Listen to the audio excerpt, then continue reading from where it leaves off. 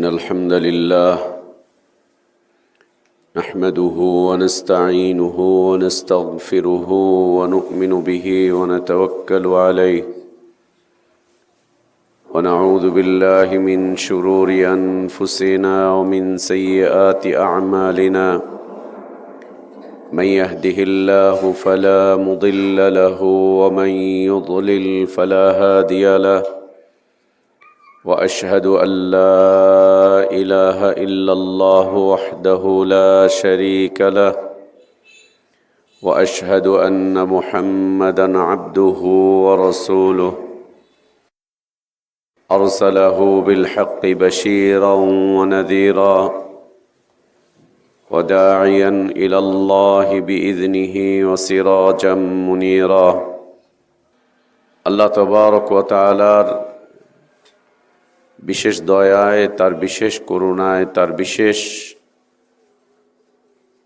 রহমতের উপর, তার ইহসানের উপরে ভর করে আমরা আল্লাহর পক্ষ থেকে আসা সর্বশ্রেষ্ঠ, সর্বশেষ, তার পছন্দনীয় দিনটুকু জানতে, বুঝতে এবং মানতে চেষ্টা করছি। সম্মানিত মুসল্লিবৃন্দ, আমরা ধারাবাহিকভাবে খুতবা প্রদান করছিলাম রাসূলুল্লাহ সাল্লাল্লাহু আলাইহি ওয়া আলিহি ওয়াসাল্লাম যখন নবুয়ত প্রাপ্ত হলেন, রিসালাত প্রাপ্ত হলেন, তখন পৃথিবীর পরিবেশ এবং প্রেক্ষাপট কি ছিল, আর সে অবস্থাতে আল্লাহ রাসূল সাল্লাল্লাহু আলাইহি ওয়া আলিহি ওয়াসাল্লাম পৃথিবীর মানুষকে কোন দিকে দিক নির্দেশনা দিয়ে পৃথিবীর পট পরিবর্তন করেছিলেন। সে ধারাবাহিক খুতবার বিষয়বস্তুর মধ্যে হতে আজকে যে বিষয়টি আমরা সংক্ষিপ্ত আকারে আপনাদের সামনে উপস্থাপন করব, সেটি হচ্ছে রাসূলুল্লাহ সাল্লাল্লাহু আলাইহি ওয়া আলিহি ওয়াসাল্লাম দুটি বিষয়ের দিক নির্দেশনা দিয়েছেন, যা আমরা আমাদের গত জুমায় আলোচনা করেছিলাম। একটি বিষয় ছিল আনিয়াবুদুল্লাহ, দ্বিতীয় বিষয় ছিল ওয়াজতানিবু তাগুত। এককভাবে এক আল্লাহর ইবাদত করো, আর যারা আল্লাহর ইবাদত দাবি করে অথবা পৃথিবীর মানুষ আল্লাহ ছাড়া যাদের ইবাদত করে তাদের সাথে তোমরা তোমাদের সম্পর্ককে ছিন্ন করো। এককভাবে এক আল্লাহর ইবাদত করো, আল্লাহর ইবাদতে কোনো ধরনের কোনো অংশীদার স্থাপন করো না। আর আল্লাহ ছাড়া যত কিছুর ইবাদত করা হয় অথবা যত কিছু আল্লাহ ছাড়া নিজের ইবাদতের দিকে মানুষকে ডাকে, তাদেরকে বর্জন করো, বয়কট করো, তাদেরকে বর্জন করো, তাদেরকে বয়কট করো।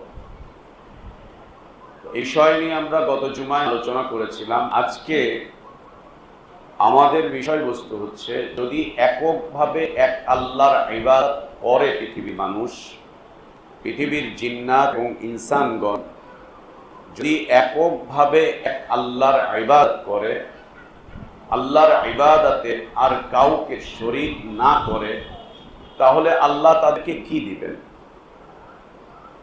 মানুষ যে কোনো কাজ করার আগে তার ফলাফল চিন্তা করে, আগে ভাবে আমি যে কাজটা করব, যে কাজটা করতে যাচ্ছি, এর ফলাফলটা কি, এর ফলাফলটা কি। যেমন আমরা দেখতে পেলাম গত সপ্তাহ জুড়ে, গত 1.5 মাস 2 মাস যাবৎ সারা দেশ উত্তাল ছিল। তারা উত্তাল করে তুলেছিল, তারা এর ফলাফল আগে চিন্তা করেছিল, তারপরে গিয়ে তারা রাস্তায় নেমে এসেছে, ময়দানে নেমে এসেছে। এটি ছিল দুনিয়ার বিষয়বস্তু। এবং কান খুলে, হৃদয় খুলে, মাথার ব্রেনটাকে একদম খুলে বুঝে নিতে হবে, যা ঘটেছে এতে ইসলামের 1% উপকার হয়নি এবং হবেও না। এর ইসলামের কোনো বিষয়বস্তুই ছিল না। দিন প্রতিষ্ঠা, আল্লাহর তাওহীদ প্রতিষ্ঠা, রাসূলের দাওয়াত প্রতিষ্ঠা, ইসলামকে বেগবান করা, দ্বীনকে বেগবান করা, আল্লাহর দ্বীনকে মানুষের দ্বারে দ্বারে পৌঁছে দেওয়া, শিরক মুক্ত এক জীবন যাপনের দিশা দেওয়া, এর সপক্ষে এই আন্দোলন এবং এই যা কিছু হয়েছে এর সপক্ষে 1% ছিল না। যা হয়েছে তা হয়েছে, জুলুম হয়েছে, অন্যায় হয়েছে, অত্যাচার হয়েছে, নির্যাতন হয়েছে, এগুলো সব সত্য। প্রত্যেক জুলমের বিরোধিতা করতে হবে, এটা সত্য। অন্যায় থেকে মানুষকে বের করে আনতে হবে, এটা সত্য। ইনসাফ করে যেতে হবে, এটা সত্য। কিন্তু প্রতিটা মুসলিম যাদের শরীরে ইসলামের রক্ত আছে, তারা তাদের জীবনের যে কোনো কাজ করতে গিয়ে, যে কোনো আন্দোলন সংগ্রাম করতে গিয়ে তাদেরকে ভাবতে হবে যে এ দিয়ে আমরা ইসলামের কতটুকু উপকার করতে পারছি, দ্বীনের কতটুকু উপকার হচ্ছে, দ্বীন কতটুকু বেগবান হবে। মনে রাখতে হবে, এর আগ পর্যন্ত ইসলাম যে হালাতে ছিল, এখনো ইসলাম সেই হালাতেই আছে। ইসলামের জন্য এদেশে এভাবে করে কেউ গণজাগরণ তৈরি করেনি, গণ অভ্যুত্থানের ডাক দেয়নি যে আল্লাহর ইবাদত প্রতিষ্ঠার জন্য চল সবাই মিলে কাজ করি। কেউ এই জাগরণ দেয়নি। আর যদি কখনো এই জাগরণ আসেও, কেউ এই ডাক দেয়ও, তাহলে এই ভূখণ্ডের এই সব মানুষগুলো এই তারা জাগরণের দাবি করবে, তাদেরকে জঙ্গি, উগ্রবাদ, মৌলবাদ এই বলে তাদেরকে প্রতিহত করার জন্য রাস্তায় নেমে আসবে। এটাই বাস্তবতা আমাদের এই দেশে, এটাই বাস্তবতা, এটাই সত্য, এটাই হয়েছে। যে বা যারা যেখানে আল্লাহর দ্বীন নিয়ে কথা বলছে, তারাই উগ্রবাদ, তারাই মৌলবাদ, তারাই জঙ্গিবাদ। এটা আমাদের ইতিহাস, এটা আমাদের বিষয়বস্তু। ইসলামকে বাদ দিয়ে যত কথা বলবেন গণজাগরণ পাবেন, ইসলামকে বাদ দিয়ে যত কথা বলবেন মানুষের সমর্থন পাবেন। ইসলাম নিয়ে কথা বলেন, দ্বীন নিয়ে কথা বলেন, আপনাকে প্রত্যাখ্যান করা হবে। আল্লাহ যেন এই অবস্থা পরিবর্তন ঘটিয়ে দেন, আমাদেরকে যেন আল্লাহ দ্বীন এবং দ্বীনের বিষয়বস্তু বোঝার তৌফিক দান করেন। মনে রাখতে হবে, আপনার আমার শেষ ঠিকানা হচ্ছে ইসলাম। আপনার আমার শেষ ঠিকানা হচ্ছে ইসলাম। ইসলামবিহীন অবস্থায় যদি আমরা দুনিয়া থেকে চলে যাই, তাহলে এই জীবন তো শেষ নয়, এটা পৃথিবীর সব ধরনের মানুষ বিশ্বাস করে যে এই জীবন শেষ নয়, এর পরে আরেকটা জীবন আছে আমাদের জন্য। এবং এই জীবনের পরিধি আমরা কেউ জানি না যে আমরা কয়দিন বাঁচবো। ছোট ছোট বাচ্চা বাচ্চা ছেলেপেলেগুলো মৃত্যুবরণ করলো, ওদের মা বাবাদের কোনোদিনই স্বপ্ন ছিল না যে বাচ্চারা মৃত্যুবরণ করবে। অকাতরে ঝরে গেল অসংখ্য প্রাণ। তার মানে জীবন এতটুকুই ছিল তাদের, আল্লাহ আয়াত এতটুকুই রেখে দিলেন। কিন্তু যা মৃত্যুবরণ করলো, এ পর্যন্ত যারা দুনিয়া ছেড়ে চলে গিয়েছে, ইসলামটুকু নিয়ে যেতে পেরেছে কিনা, দ্বীনটুকু নিয়ে যেতে পেরেছে কিনা, ঈমানের উপরে তারা মৃত্যুবরণ করতে পেরেছে কিনা। যে ব্যক্তি দ্বীন পেয়ে যাবে দুনিয়াতে, ইসলাম পেয়ে যাবে দুনিয়াতে, ঈমান পেয়ে যাবে দুনিয়াতে, দুনিয়াবাসী ওকে কিছু না দিলেও ও ধনী, ওর দুনিয়াতে কিচ্ছু না থাকলেও ও ধনী একজন ব্যক্তিত্ব। কেন? পৃথিবীতে সবচাইতে মূল্যবান বিষয়বস্তু হচ্ছে দ্বীন, ঈমান, ইসলাম। এটি যার কাছে আছে, আর চাকরি নাই, ব্যবসা নাই, অর্থ নাই, বিত্ত নাই, প্রতিপত্তি নাই, ক্ষমতা নাই, বাড়ি নাই, গাড়ি নাই, কিচ্ছু নাই, কিন্তু ও পৃথিবীর শ্রেষ্ঠ ধনী। আর এটা যার কাছে নেই, সে বিলিয়নার হলেও, পৃথিবীর শ্রেষ্ঠ ধনী হলেও, ও হচ্ছে পৃথিবীর সবচাইতে বড় ফকির। যার দ্বীন নেই, যার ঈমান নেই, যার ইসলাম নেই, ও আসলে দুনিয়াতে কিছুই অর্জন করতে পারেনি। ও রিক্ত হস্তে খালি হাতে কবরে যাবে, খালি হাতেই কবর থেকে উঠবে, খালি হাতেই আল্লাহর সামনে দাঁড়াবে, খালি হাতেই ওকে জান্নাতে যেতে হবে, খালি হাতেই যেতে হবে। আল্লাহ আমাদেরকে হেফাজত করেন, আমাদের যুবকদেরকে আল্লাহ দ্বীন বোঝার তৌফিক দান করেন, ছাত্র শিক্ষকদের আল্লাহ দ্বীন বোঝার তৌফিক দান করেন। আমাদের অভিভাবকরা যারা রয়েছেন, তাদের জন্য উচিত সন্তানদেরকে দ্বীন বোঝানো, ইসলাম বোঝানো, ঈমান বোঝানো। যে কারণে তারা দুনিয়াতে এসেছে, আল্লাহ যে কারণে আমাদের সবাইকে দুনিয়াতে পাঠিয়েছেন, সেই কারণটুকু বোঝানো। তো যা বলছিলাম, মানুষ প্রতিটা কাজ করতে গিয়ে লাভ লস চিন্তা করে। যে ব্যক্তি লাভ এবং লস চিন্তা না করে কোনো কাজ শুরু করে, সে ব্যক্তিকে দেখবেন আপনি উদ্ভ্রান্তের মতো রাস্তায় ঘুরছে, পাগলের মতো রাস্তায় ঘুরছে। ওকে সঠিক কোনো পথের উপরে আপনি খুঁজে পাবেন না, বিলকুল না। আল্লাহ নবী সাল্লাল্লাহু আলাইহি ওয়াসাল্লাম অসংখ্য সমস্যায় জর্জরিত সেই সময়কার মানুষগুলোকে একটি বিষয়ের আহ্বান করলেন, সেটি ছিল আনিয়াবুদুল্লাহ। আর একটা বিষয় সচেতন করলেন, সেটি হচ্ছে ওয়াজিতানিবু তাগুত। একটি দাওয়াত আর একটি সচেতনতা, একটি দাওয়াত আর একটি সচেতনতা। এই যে দাওয়াত, এই দাওয়াতের মধ্যে পৃথিবীর সকল অধিকার আপনার জন্য আল্লাহ দিয়ে রেখেছেন। আনিয়াবুদুল্লাহ, এই যে দাওয়াত, এই যে আহ্বান, এই আহ্বানে আল্লাহ তাবারক ওয়া তাআলা আপনার জন্য সকল অধিকার দিয়ে রেখেছেন। এই আনিয়াবুদুল্লাহ, এই আহ্বানকে যে বা যারা কবুল করে নেবে, এর উপরে যে বা যারা নিজেদের জীবনকে প্রতিষ্ঠা করবে, তার দুনিয়ার সকল হক, সকল প্রাপ্তি আল্লাহর ওয়াদা যে আল্লাহ তার বাড়ি পর্যন্ত পৌঁছে দিবেন। রাস্তায় কিছু বলতে হবে না, মানুষের কাছে দাবি করতে হবে না, আল্লাহ পৌঁছে দিবেন। আল্লাহ তাবারক ওয়া তাআলা তিনি নিজে পৌঁছে দিবেন। হকগুলোকে আমরা বাড়িতে বসেই পাবো, অধিকারগুলো আমরা আমাদের বাড়িতে বসেই পাবো, আল্লাহ পৌঁছে দিবেন। এটি আল্লাহর ওয়াদা, এবং আল্লাহ তার ওয়াদায় চিরসত্য, চিরসত্য। আল্লাহ তাবারক ওয়া তাআলা যে আহ্বান দিয়ে নবী সাল্লাল্লাহু আলাইহি ওয়াসাল্লামকে পাঠিয়েছিলেন, সেটা হচ্ছে আনিয়াবুদুল্লাহ। আর যে সচেতনতা তিনি পৃথিবীর মানুষকে করেছেন, যে সচেতনতার দিকে পৃথিবীর মানুষকে আহ্বান জানিয়েছেন, সেটি হচ্ছে ওয়াজিতানিবুত তাগুত। এই যে ওয়াজিতানিবুত তাগুত, যে ব্যক্তি এই বিষয়ে সচেতন হবে, পৃথিবীর কোন শক্তি তার কোন অধিকার কেড়ে নিতে পারবে না।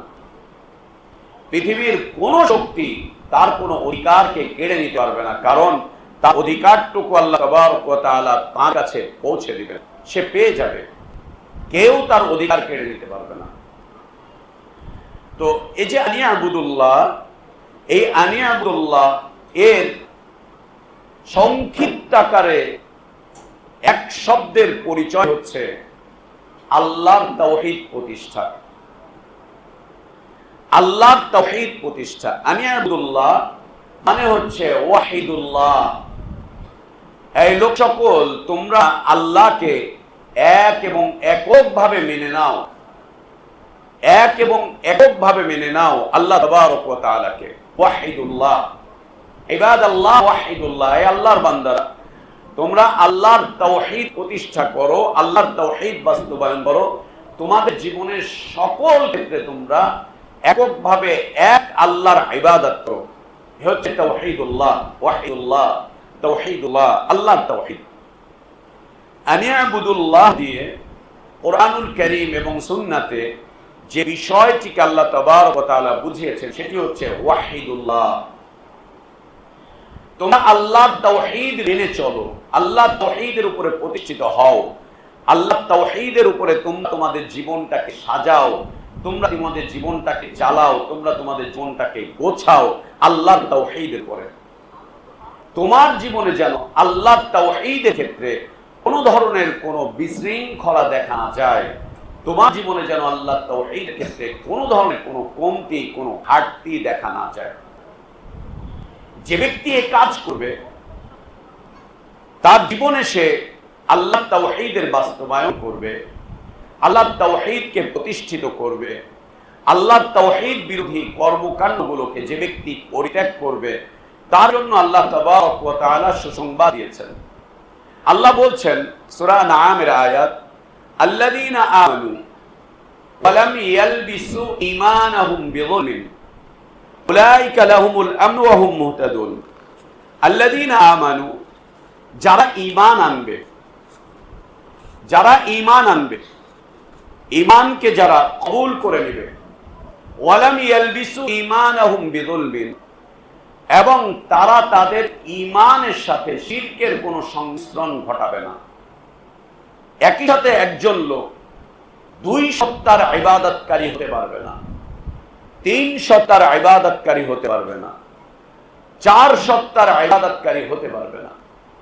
একই সাথে একজন লোক আল্লাহকেও রব বলে স্বীকৃতি দিবে, নেতা নেত্রীকেও রব বলে স্বীকৃতি দিবে, সমাজকেও রব বলে স্বীকৃতি দিবে, হুজুর বুজুর্গ ওলিয়া উলিয়াদেরকেও রব বলে স্বীকৃতি দিবে, অথবা টাকা পয়সাকেও রব বলে স্বীকৃতি দিবে, এটা হতে পারে না। এটা না। আল্লাযীনা আমানু, যে বা যারা যেখানে বা সেখানে যে কোনো পরিবেশ বা পরিস্থিতিতে যে কোনো গোত্র বা বর্ণের লোকজন ঈমান আনয়ন করবে, ঈমান আনয়ন করবে, ঈমান আনয়ন করবে। আর ঈমানের ক্ষেত্রে আমাদেরকে সবসময় তিনটি কথা মনে রাখতে হবে। একটি হচ্ছে ঈমানটা যাতে বিশুদ্ধ হয়, অশুদ্ধ ঈমান না। আল্লাহ সম্পর্কে এই সমাজে অসংখ্য অশুদ্ধ জ্ঞান ছড়িয়ে ছিটিয়ে আছে। আল্লাহ সম্পর্কে, রাসূল সম্পর্কে অশুদ্ধ জ্ঞান ছড়িয়ে ছিটিয়ে আছে।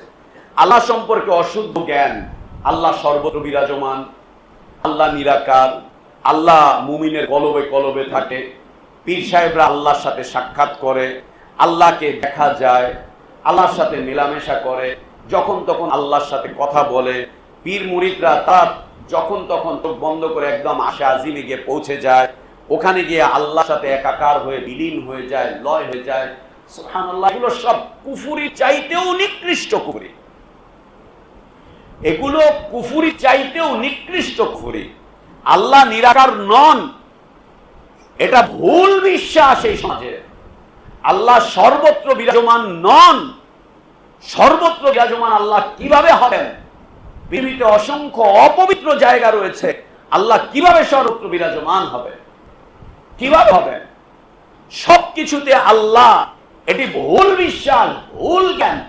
ডানে আল্লাহ, বামে আল্লাহ, সামনে আল্লাহ, পিছনে আল্লাহ, উপরে আল্লাহ, নিচে আল্লাহ, আসমানে আল্লাহ, জমিনে আল্লাহ। এটা ভুল জ্ঞান, এটা ভুল ঈমান, এটা ভুল বিশ্বাস। এই বিশ্বাস নিয়ে মৃত্যুবরণ করলে আল্লাহর কাছে নাজাত পাওয়া যাবে না। এই বিশ্বাস কোরআন এবং সুন্নাহ সমর্থিত নয়, একদম না, একদম না। আল্লাহর ইবাদত করতে হলে কোন মাধ্যম দিয়ে আল্লাহর ইবাদত করতে হবে।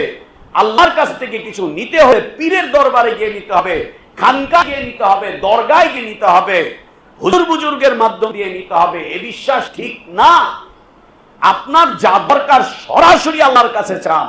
ওযু করেন, 2 রাকাত সালাত আদায় করেন, মসজিদে যান, সিজদায় পড়ে আল্লাহর কাছে চান। যা চাওয়া দরকার দুনিয়া এবং আখিরাত সোজা আল্লাহর কাছে চান। কোনো মিডিয়া, কোনো ওসিলা, কোনো মাধ্যম এর কোনো প্রয়োজন নেই।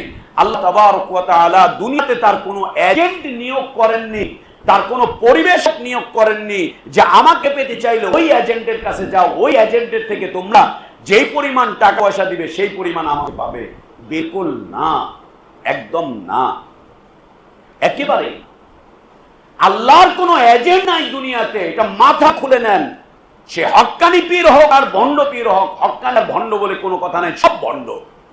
হক্কানি পীর বলে কোনো কথা নেই, সব ভণ্ড, সব ভণ্ড, সব ভণ্ড।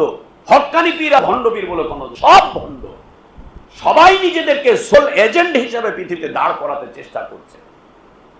ওদের থেকে আমাকে আল্লাহকে নিতে হবে কেন? ওদের কাছে গিয়ে আল্লাহর রহমত কিনতে হবে কেন? মাগফিরাত কিনতে হবে কেন? ওদের কাছে গিয়ে কেন করতে হবে? কি জন্য? বিলকুল না। কোন মিডিয়া নেই, কোন মাধ্যম নেই, কোন ওসিলা নেই। যেই বলবে পীরতন্ত্র ওসিলা, পীর সাহেব ওসিলা, মনে রাখবেন যে ও হচ্ছে চিরভণ্ড, শতভাগ ভণ্ড। কিসের ওসিলা? আপনি দুনিয়াতে এসেছেন কার ওসিলায়? পীরের ওসিলায়।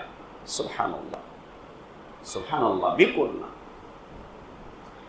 মনে রাখতে হবে ঈমান যেন বিশুদ্ধ হয়, ঈমান যেন বিশুদ্ধ হয়। দ্বিতীয় শর্ত হচ্ছে ঈমান যেন ত্রুটি মুক্ত হয়। কোন ধরনের ত্রুটি বিচ্যুতি ঈমানের ক্ষেত্রে গ্রহণযোগ্য নয়, একদম না। ঈমানের ক্ষেত্রে কোন ধরনের ত্রুটি বিচ্যুতি গ্রহণযোগ্য না। তৃতীয় শর্ত হচ্ছে ঈমানটা যেন সকল প্রকার সন্দেহ সংশয় মুক্ত হয়। ঈমান কেন্দ্রিক কোন সন্দেহ এটা গ্রহণযোগ্য না। ঈমান কেন্দ্রিক কোন সংশয় এটি গ্রহণযোগ্য না। এটি আল্লাহ তাবারক ওয়া তাআলার ক্ষেত্রে হোক, মালাইকাদের ক্ষেত্রে হোক, নবী রাসূলদের ক্ষেত্রে হোক, কিতাবের ক্ষেত্রে হোক, তাকদীরের ক্ষেত্রে হোক, আখিরাতের ক্ষেত্রে হোক, কোন ধরনের সন্দেহ সংশয় ঈমানের ক্ষেত্রে গ্রহণযোগ্য নয়, একদম গ্রহণযোগ্য নয়। ঈমানের ক্ষেত্রে তিনটি কথা। ঈমান হতে হবে নির্ভুল, ঈমান হতে হবে ত্রুটি বিচ্যুতি কমতি ঘাটতি মুক্ত, ঈমান হতে হবে সন্দেহ সংশয় মুক্ত। ঈমানের 6টা রোকন, সবগুলোর ক্ষেত্রে এই বিষয়।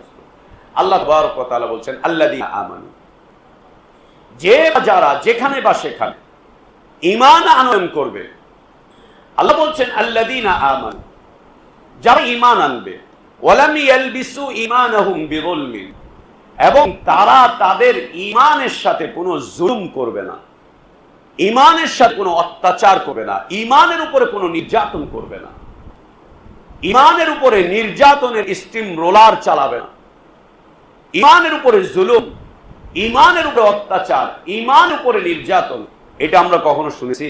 শুনিনি। আমরা শুনেছি বাচ্চাদের উপরে জুলুম হতে, আমরা শুনেছি নারীদের উপরে জুলুম হচ্ছে, আমরা শুনেছি গরিবদের উপরে জুলুম হয়, আমরা শুনেছি শিক্ষার্থীদের উপরে জুলুম হয়। আজকে এই খুতবা থেকে শুনে নেন, আল্লাহ বলেছেন ঈমান উপরে জুলুম হয়, ঈমানের উপরে অত্যাচার হয়, ঈমানের উপরে নির্যাতিত হয়, এবং এটা সত্য।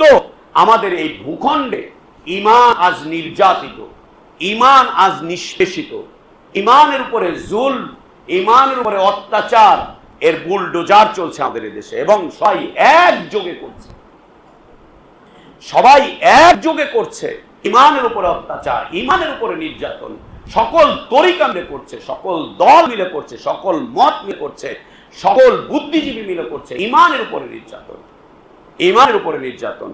এবং ঈমান নিয়ে যারা এগিয়ে যেতে চায় তাদেরকে বলছে এরা পিছিয়ে পড়া জনপদ, পিছিয়ে পড়া জনগণ, পিছিয়ে পড়া জনপদ না। আল্লাহ বলছেন ওয়ালাম ইয়ালবিসু ঈমানাহুম বিযুলমিন, যারা তাদের ঈমানের উপরে কোনো জুলুম করে না, কোনো অত্যাচার করে না, কোনো নির্যাতন করে না ঈমানের উপরে। ঈমানের উপর অত্যাচার আমাদের প্রত্যেকের ব্যক্তি জীবনে ঘটছে, আমাদের পারিবারিক জীবনে ঘটছে, আমাদের সামাজিক জীবনে ঘটছে, আমাদের রাষ্ট্রীয় জীবনে ঈমানের উপরে প্রচুর পরিমাণে জুলুম ঘটছে, যা আমরা কোনোদিন আমাদের বোধগম্যতায় আনিনি, যা আমরা বোঝার চেষ্টা করিনি, যা আমরা জানিও না, যা আমাদের জ্ঞানের কিতাবগুলোতে নেই, যে ঈমানের উপরে জুলুমটা কি। ঈমানের উপরে জুলুম হচ্ছে ঈমানের সাথে শিরকের সংমিশ্রণ। একই সাথে একজন ব্যক্তি মুওয়াহিদ আবার মুশরিক, দুইটা গ্রহণযোগ্য নয়। একই সাথে একজন ব্যক্তি ইসলামও মানবে আবার কুফরি মতবাদও মানবে, এটা গ্রহণযোগ্য নয়, এটাই হচ্ছে জুলুম। একই সাথে একজন ব্যক্তি মুসলিম হবে আবার ধর্ম নিরপেক্ষ হবে, একই সাথে একজন মুসলিম সে মুসলিমও থাকবে আবার সমাজতন্ত্রী থাকবে, একই সাথে একজন মুসলিম সে ইসলামের দাবি করবে, আর আল্লাহ ছাড়া যত বিধিবিধানগুলোকে মানুষ রচনা করছে এগুলোর উপরেও তারা বিশ্বাসী হবে, এর উপরে আন্দোলন সংগ্রাম করবে। এটা আল্লাহর কাছে গ্রহণযোগ্য না। এটা জুলুম ঈমানের উপরে, এটা জুলুম ইসলামের উপরে, এটা অত্যাচার ইসলামের উপরে, এটা নির্যাতন ইসলামের উপরে। এটা হতে পারে না একই সাথে একজন মানুষ ইসলাম এর ভাষ্য দিবে, ইসলামের স্বীকৃতি দিবে, আবার ও পুঁজিবাদী অর্থনীতিতে বিশ্বাস করবে, ও আবার সাম্রাজ্যবাদী বিশ্বাস করবে, ও আবার ধর্মনিরপেক্ষতা বিশ্বাস করবে, ও আবার জাতীয়তাবাদে বিশ্বাস করবে, ও আবার গণতন্ত্রে বিশ্বাস করবে। এটা হতে পারে না। এটা হচ্ছে দ্বীনের উপরে, ইসলামের উপরে, ঈমানের উপরে এটা জুলুম। একজন মুসলিম সে খাঁটি ইসলামের উপরে প্রতিষ্ঠিত থাকবে, এটাই আল্লাহর বিধান। আর যদি এর থেকে বাইরে চলে যায়, তার ইসলাম জুলমের শিকার, তার দ্বীন জুলমের শিকার, তার ঈমান জুলমের শিকার। আপনি বুঝেন আর না বুঝেন, এটাই বাস্তব। আপনি বুঝেন আর না বুঝেন, এটাই সত্য, এটাই সত্য। আল্লাহ বলেন ওয়ালাম ইয়ালবিসু ঈমানাহুম বিযুলমিন, যদি তারা তাদের ঈমানের সাথে জুলমের মিশ্রণ না ঘটায়, ঈমানের পরে জুলমের পোশাক পরিয়ে না দেয়, উলাইকা লাহুল আমনু, এরা নিরাপত্তা লাভ করবে ফিদ দুনিয়া ওয়া ফিল আখিরাহ, এরা নিরাপত্তা লাভ করবে দুনিয়াতে এবং আখিরাতে। দুনিয়া এবং আখিরাতে এদের নিরাপত্তাকে কেউ কেড়ে নিতে পারবে না, এদের নিরাপত্তাকে কেউ কেড়ে নিতে পারবে না। এরা নিরাপদ থাকবে দুনিয়াতে, এরা নিরাপদ থাকবে আখিরাতে। মানুষের নিরাপত্তা বলতে কি? আমরা মনে করি যে এদেশের মানুষ মনে করে নিরাপত্তা হচ্ছে জানের নিরাপত্তা, নিরাপত্তা হচ্ছে মালের নিরাপত্তা।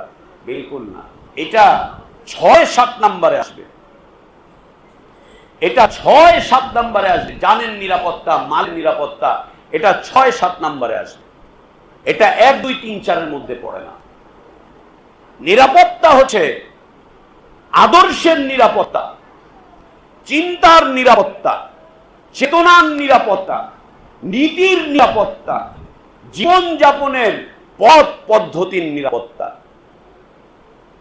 জীবনযাপনের পথ পদ্ধতির নিরাপত্তা, নীতির নিরাপত্তা। একজন মানুষের জানের নিরাপত্তা আছে, কিন্তু এই লোকটার কোনো নীতি নাই, আপনারা তাকে ভালোবাসবেন নাকি? প্রশ্ন হিসেবে নীতিহীন মানুষকে কেউ পছন্দ করে না। নীতিবান মানুষ সবসময় মানুষ খোঁজে। একজন মানুষের জান এবং মাল নিরাপদ, কিন্তু ওর কোনো আদর্শই নাই, ও গোলালু, ওকে কে পছন্দ করে? ওর পরিবারই ওকে পছন্দ করবে না, যে ও গোলালু, সব জায়গায় যে চলে, ওকে কেউ পছন্দ করবে না। চিন্তার জগতে একজন ব্যক্তি বিভ্রান্ত চিন্তার শিকার, চিন্তার জগতে একজন ব্যক্তি বিভ্রান্ত চিন্তার শিকার। যেমন সংস্কৃতি মনা ব্যক্তিত্বগুলো, এরা যে চিন্তা চেতনা লালন করে, এগুলো সব বিভ্রান্তির শিকার। নারীর উলঙ্গ ভিডিও তৈরি করছে, নারী পুরুষের উলঙ্গ মেলামেশার ভিডিও তৈরি করছে, তৈরি করে ওই দিয়ে ও পয়সা কামাই করছে, ওই দিয়ে ও দুনিয়াতে অ্যাওয়ার্ড পাচ্ছে, সাংস্কৃতিক অ্যাওয়ার্ড। এ কি ভালো চিন্তার মানুষ হতে পারে? বিলকুল না, বিলকুল না। অশ্লীল সিনেমা তৈরি করছে, ও দিয়ে ও টাকা কামাই করছে, এর মাধ্যম দিয়ে ও অ্যাওয়ার্ড লাভ করছে, পুরস্কার লাভ করছে, এর মাধ্যম দিয়ে ও স্কট লাভ করছে, নিরাপত্তামূলক স্কট লাভ করছে। এ কোনোদিন চিন্তার জগতে ভালো মানুষ নয়। এ নারী পুরুষে শরীর বেঁচে খায়, নারী পুরুষের অভ্যন্তরীণ জীবনকে প্রকাশ্যে এনে এক অশ্লীলতা পৃথিবীতে সয়লাভ করে দিয়েছে। আংশিকভাবে সামান্য সময়ের জন্য কখনো কখনো বিভ্রান্ত চিন্তা মানুষগুলো এর থেকে আনন্দ আর তৃপ্তি লাভ করতে পারে, বাদবাকিরা চিন্তার জগতে বিভ্রান্ত একজন লোক, ও নিরাপত্তা পায়নি চিন্তা জগতে। চেতনার নিরাপত্তা, চেতনার নিরাপত্তা। আর আমরা দেখতে পাচ্ছি আমাদের যুবকগুলো বিভিন্ন চেতনার আদর্শে বিশ্বাসী হয়ে উঠেছে। ইসলাম চেতনা কি জিনিস আমরা যদি এই মসজিদে পরীক্ষা করি, এই মসজিদের মুসল্লিদের উপরে যদি পরীক্ষা করি যে ইসলামী চেতনা কাকে বলে, একটু বলো তো বাবা। এই যুবকরা বলো ইসলামী চেতনা কাকে বলে, এই ছাত্ররা বলো ইসলামী চেতনা কাকে বলে, এই সমাজপতিরা বলো ইসলামী চেতনা কাকে বলে, এই শিল্পপতিরা বলো ইসলাম চেতনা কাকে বলে। আমার মনে হয় 99.99 জন মুসলিম ফেল করবে। ইসলামী চেতনা আবার কি? ইসলামী চেতনা আবার কি? আমরা তো চেতনা বলে অন্য কিছু দেখি, সাইনবোর্ডে ব্যানারের মধ্যে অন্য চেতনার নাম দেখি, আমরা আমাদের পোস্টারগুলোতে অন্য চেতনার নাম দেখি। ইসলামী চেতনা আবার কি জিনিস? ইসলামী চেতনা আবার কি জিনিস? ফেল করবে। ইসলামী নীতি, দ্বীনি নীতি, ইমানি নীতি, ইমানি আদর্শ, ইমানি চিন্তা, ইমানি চেতনা, ইমানি জীবনযাপনের পদ্ধতি। যদি আমরা এই প্রশ্ন ছেড়ে দেই যে ইমানি জীবনযাপনের পদ্ধতিগুলো আপনারা লিখে লিখে জানিয়ে দেন, সুবহানাল্লাহ, কয়জন পাশ করতে পারবো এটা আমরা নিজেই বুঝি যে কয়জন পাশ করতে পারবো ইমানি জীবনযাপনের পদ্ধতি। আল্লাহ তাবারক ওয়া তাআলা এই 5টি জিনিস আগে দান করেন, এই 5টি বিষয়বস্তু আল্লাহ আগে দান করেন। চিন্তার নিরাপত্তা, চেতনার নিরাপত্তা, নীতির নিরাপত্তা, আদর্শের নিরাপত্তা, জীবন যাপনের পথ পদ্ধতির নিরাপত্তা, পথ পদ্ধতির নিরাপত্তা। বলেন তো এই যে 5টা বিষয় বললাম, এই যে ছাত্রদের উপরে, যুবকদের উপরে জুলমের অন্যায় অত্যাচারের স্টিম রোলার চললো, যারা এই জুলুম অন্যায় অত্যাচার করলো, এদের কাছে এই 5টার কোনোটা ছিল? বিলকুল ছিল না। থাকলে এই মাসুম বাচ্চাগুলো কিভাবে করে নির্বিচারে হত্যা করতে পারতো না? পারতো না, পারতো না, হতো না। চিন্তা জগতে এরা বিভ্রান্ত, চেতনা জগতে বিভ্রান্ত, নীতি জগতে বিভ্রান্ত, আদর্শের জগতে বিভ্রান্ত, জীবন যাপনের পথ পদ্ধতির ক্ষেত্রে এরা বিভ্রান্ত। এদের নিরাপত্তা বলতে কিছুই ছিল না। এটা XYZ যেই দলই হোক না কেন, সবার এক হালাত। আল্লাহ তাবারক ওয়া তাআলা ওয়াদা করছেন উলাইকা লাহুমুল আমনু, তারা নিরাপত্তা পাবে, তারা নিরাপত্তা পাবে, তারা নিরাপত্তা পাবে। এই 5টার পরে 6 নাম্বার হচ্ছে জানের নিরাপত্তা। জান নিরাপত্তা।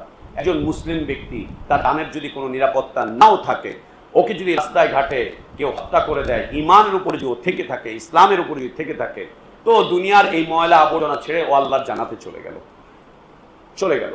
আর একজন লোক কঠোর নিরাপত্তার মধ্যে পরিবেষ্টিত হয়ে জীবনযাপন করছে, কিন্তু দিন নেই, ইমান নেই, ইসলাম নেই। ওই ইসলামবিহীন অবস্থায় দুনিয়া থেকে বিদায় নিয়ে চলে গেল। ও কি নিয়ে চলে গেল দুনিয়া থেকে? কিছুই নিয়ে যেতে পারেনি, কিচ্ছু নিয়ে যেতে পারেনি।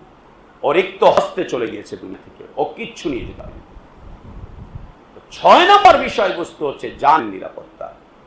7 নম্বর বিষয়বস্তু হচ্ছে খাদ্যের নিরাপত্তা, চাকরির নিরাপত্তা। চাকরি পাবে, চাকরি পাবে, মেধার ভিত্তিতেই পাবে। আল্লাহ এই নিরাপত্তা দিয়ে রেখেছেন। পাবে, অধিকারের ভিত্তিতে পাবে, পাবে। ব্যবসা বারাকাত দিবেন আল্লাহ, তোমার রিজিকে বারাকাত দেন আল্লাহ। এগুলো সব 6 নম্বর 7 নম্বর বিষয়বস্তু। উলাইকা লাহুমুল আমন, এরা নিরাপত্তা লাভ করবে দুনিয়াতে। এটা হচ্ছে দুনিয়ার নিরাপত্তা। এবং আল্লাহ তাবারক ওয়া তাআলা বলেন লিলাফি কুরাইশ ইলাফিহিম রিহলাতাশ শিতাইস সাইফ ফালিয়াবুদু রাব্ব হাযাল বাইত। মানুষদের উচিত তারা যেন এই ঘরের রবের ইবাদত করে, আল্লাহর ইবাদত করে। আল্লাযী আত'আমাহুম মিন জু', যদি ঘরের রবের ইবাদত করে তাহলে তিনি তাদেরকে খাদ্য দিবেন, তাদের অভাব দূর করে দিবেন, তাদের দারিদ্রতা দূর করে দিবেন। ওয়া আমানাহুম মিন খাউফ, ভয়ঙ্কর দিনের যে কষ্টগুলো আছে, নিরাপত্তাহীনতা আছে, ওই নিরাপত্তাহীনতাকে আল্লাহ তাবারক ওয়া তাআলা নিরাপত্তা দিয়ে পরিবর্তন করিবেন। দেখেন মক্কার যুগের মানুষগুলোর কি নিরাপত্তাহীনতা ছিল। 13টা বছর সাহাবীদের কি নিরাপত্তাহীনের জীবন। এদিকে মারে, ওদিকে মারে, এদিক থেকে বাড়ি থেকে বের করে দেয়, ওদিক থেকে হামলা করে, এদিক থেকে রক্ত ছড়ায়, ওইখানে কাকে খুন করছে, অত্যাচার করছে, জুলুম করছে, নির্যাতন করছে, একের পর এক হয়েই যাচ্ছে। 13টা বছর স্বয়ং আল্লাহ নবী সাল্লাল্লাহু আলাইহি ওয়াসাল্লামের পর্যন্ত ওদের অত্যাচারের হাত উঠে গেল, ওদের নির্যাতনের হাত, জুলমের হাত আল্লাহ নবী সাল্লাল্লাহু আলাইহি ওয়াসাল্লাম পর্যন্ত উঠে গেল। বাকি রাখলো না কিছু, কিচ্ছু বাকি রাখলো না।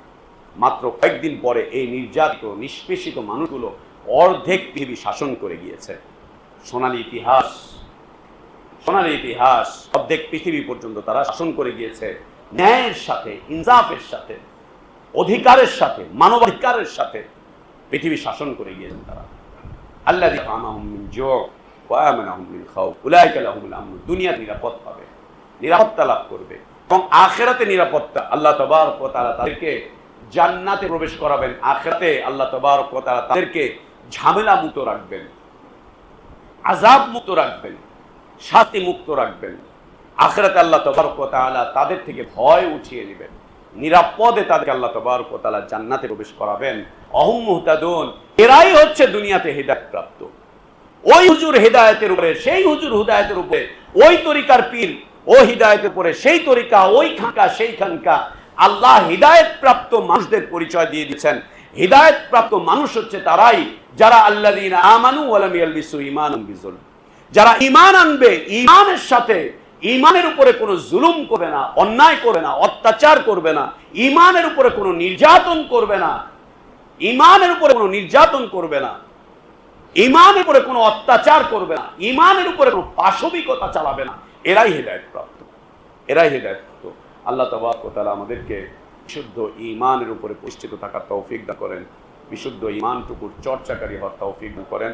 বারাকাল্লাহু লানা ওয়া লাকুম ফিল কুরআনিল আযীম ওয়া নাফা'না ওয়া ইয়্যাকুম বিমা ফীহি মিনাল আয়াতি ওয়ায যিকরিল হাকীম।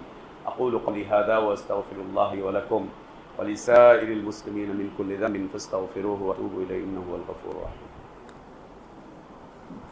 আলহামদুলিল্লাহি রাব্বিল আলামিন ওয়াল আকিবাতু লিল মুত্তাকিন ولا عدوان إلا على الظالمين وأشهد أن لا إله إلا الله وحده لا شريك له له الملك وله الحمد يحيي ويميت وهو على كل شيء قدير وأشهد أن محمدا عبده ورسوله وصفيه وخليله صلى الله عليه وعلى آله وأصحابه وبارك وسلم تسليما كثيرا إلى يوم الدين।